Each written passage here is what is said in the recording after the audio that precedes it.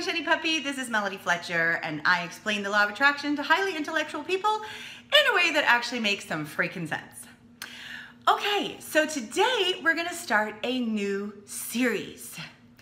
And probably over the next 3 or 4 weeks, I'm gonna be talking about this topic, which is what I affectionately refer to as crazy bitch syndrome. So what is crazy bitch syndrome?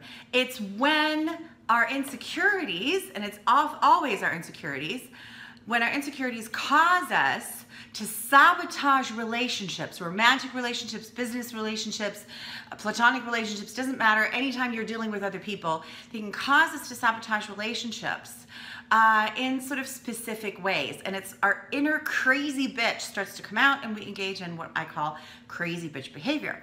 So I want to explain, first of all, that I'm not talking about bitch in the traditional sense that I'm only talking about women. Men have inner crazy bitches too, and everyone's got an inner crazy bitch. Yeah, so even me. Yeah, the important thing is it being activated? Is it coming out? And what can we do about it when it is coming out? And so I thought I'd break this down into 4 different videos where I talk about the different aspects, different types of crazy bitch behavior that we can engage in, where they're coming from, how we're sabotaging our relationships with them, and what we can do about them if we are doing that. And I've talked to many, many, many clients, over the years who have engaged in crazy bitch behavior. And so I thought, I think it's time to make a video series about this because it's something that is really, really prevalent. So if you think, oh, I don't have a crazy bitch in me, yes, you do. And I promise you that has come out at least once or twice in your life. And it may be coming out more often than you realize. And it's not really serving you.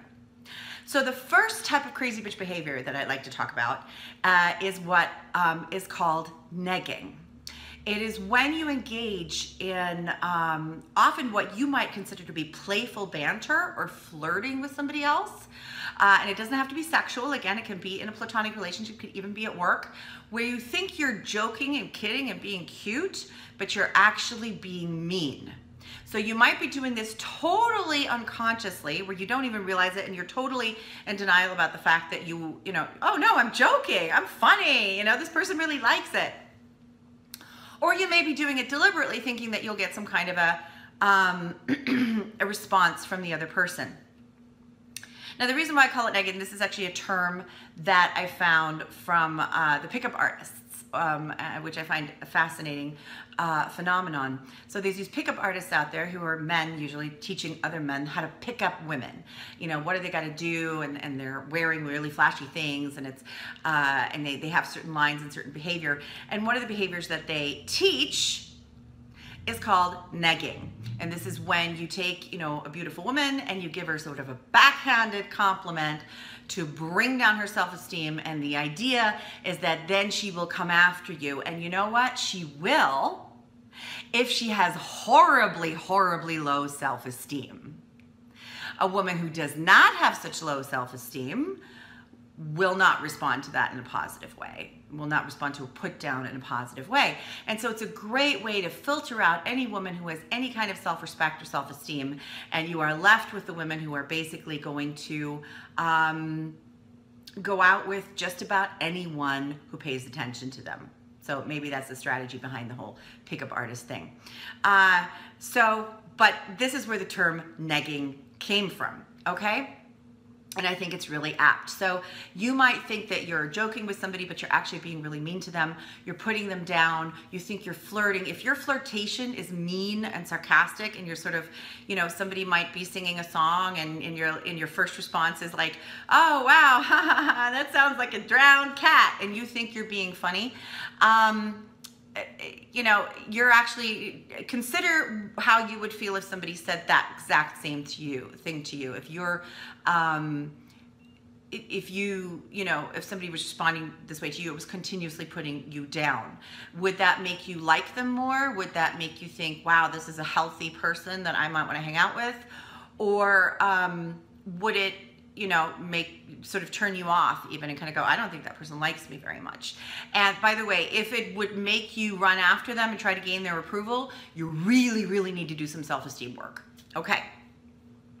So the idea behind this, the reason why we might engage in this, is again, there's an insecurity in us when we do this, and it is a feeling of sort of unworthiness or belief that we can't be loved. And what we're really doing, which is gonna be crazy, I'm gonna tell you, this is where crazy bitch comes from. This is crazy when you actually say it out loud, but this is what it is that you want this person to like you and respond positively to you. You don't want to let them know that you like them, so you're putting the negative stuff out there. You know, I don't like you, you show me first that you like me, because if they overcome that, then obviously you're worthy and you're lovable and there's no risk. So there's a real fear of rejection in there, even though basically what you're doing is you're rejecting them before they can reject you. So a lot of the crazy bitch behavior is really counterintuitive. It brings about the exact opposite of what we want and ensures that we never get what we want, which is why it's so detrimental and why we want to stop doing it.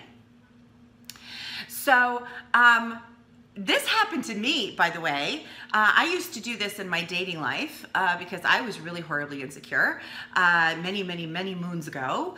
I remember that, you know, I would sort of, you know, I thought I was being funny and sarcastic, and I had a sharp sense of humor, and I would put people down. And I was actually being mean, and I didn't realize it. And when I did realize it, it broke my heart. I mean, I could not believe that I was a mean person, because I never thought of myself as a mean person, and I'm not deep down.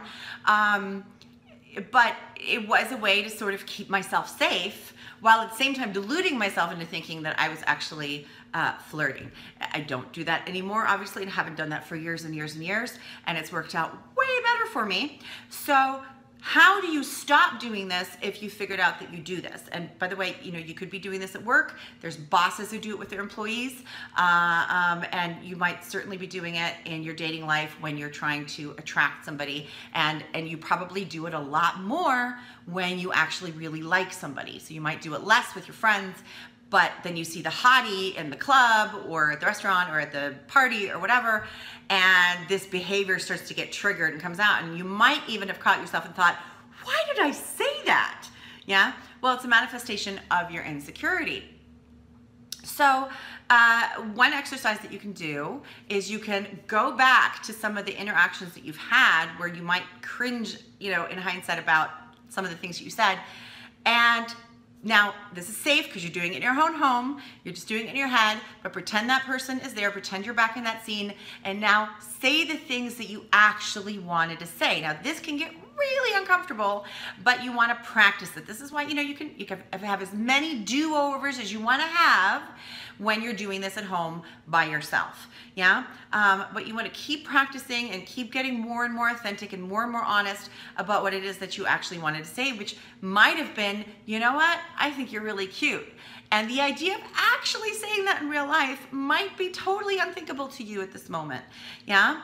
But keep practicing, because it will get more comfortable. It will get more comfortable.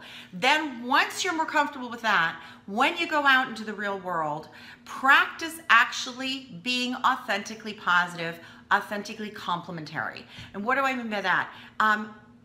Try giving people compliments. Now, you don't have to bombard them with compliments, and you don't have to have every second sentence that's coming out of your mouth be a compliment, but aim for like one or two in an interaction, you know, and aim for one in the beginning if it's totally new to you. The key to not being a total sycophant or being somebody who kisses up to other people and being one of these people that you might have really seen, you know, throwing themselves all over others, and you're thinking, well, I don't want to be that. The key to that is the authenticity. You want to be authentic in your compliments. So don't say something that you don't mean. You know, if somebody makes a joke and you don't think it's funny, you don't have to be all like, oh, you're so funny. You don't have to do that, yeah? But you can genuinely compliment somebody and go, wow, that was really funny, or wow, that was really insightful, or whatever, or hey, I love your outfit, I love your shoes, whatever. The really great benefit of that is that when you start to do this, it gets you focused, yeah, on noticing what's right and noticing what it is that you like. So instead of looking for all the things that are wrong with a person, which you probably were inadvertently doing, especially if you're negging, looking for the things that you like about them so that you can express it. Now, you don't have to express them all, and it's going to be uncomfortable at first, but notice what happens when you give somebody an authentic compliment. Unless they have horrible, horrible self-esteem, in which case they're going to be like, this whole thing, you know, they're going to light up. And you really want to aim for hanging out with people who can take a compliment, who are going to light up, because they're going to be a lot more fun to hang around with. They have a higher vibration. And the whole idea of this is to raise your vibration and continue to raise your vibration, and so that your environment mirrors that back to you, and the people in your environment mirror that back to you.